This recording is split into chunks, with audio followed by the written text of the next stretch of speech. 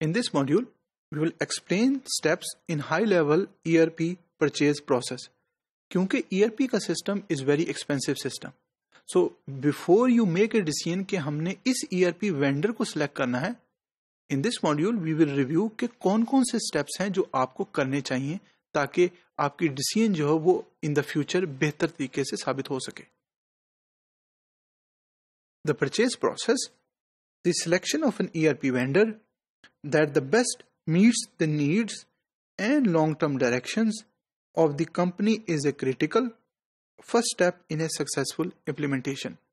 So it is extremely important कि before you make a decision कि हमने इस ERP vendor को select किया है, आप make sure करें कि जो ERP सॉफ्टवेयर आप अपनी कंपनी में ला रहे हैं वो सारी रिक्वायरमेंट्स क्या मीट करता है यूजर की, जो यूजर उसे यूज करेंगे. क्योंकि ERP सॉफ्टवेयर जो हैं और जो सिस्टम मौजूद हैं, these are very expensive system.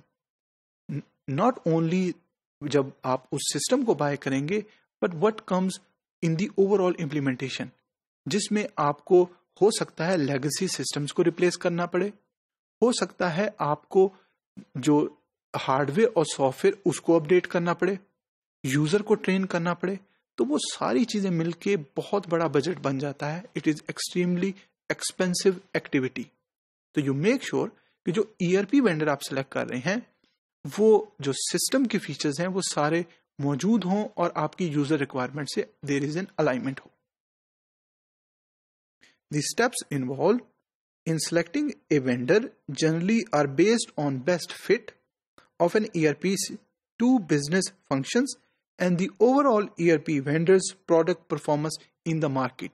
तो आपको इस चीज की देखने की जरूरत है कि वो ERP वेंडर कितने अरसे से मार्केट में है, कितनी कंपनीज को उसने सर्विसेज प्रोवाइड की हैं, उन कंपनीज में कैसे ERP सिस्टम यूज हो रहा है.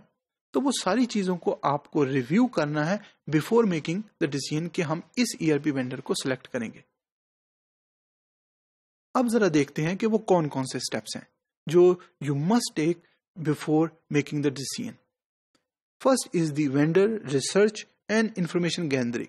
तो you have to make sure कि आप उस वेंडर के बारे में जानें, उस सिस्टम की क्या प्राइस है उसके बारे में जानें, कौन कौन से फीचर्स हैं, कौन कौन से मॉड्यूल्स हैं, हार्डवेयर रिक्वायरमेंट क्या होगी, सॉफ्टवेयर रिक्वायरमेंट क्या होगी, नेटवर्क रिक्वायरमेंट क्या होगी.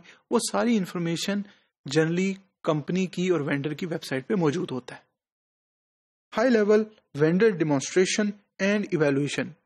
तो in few cases companies make the decision और vendors को invite करती हैं अपनी कंपनी में ताकि वो उस सिस्टम की demonstration दे सकें.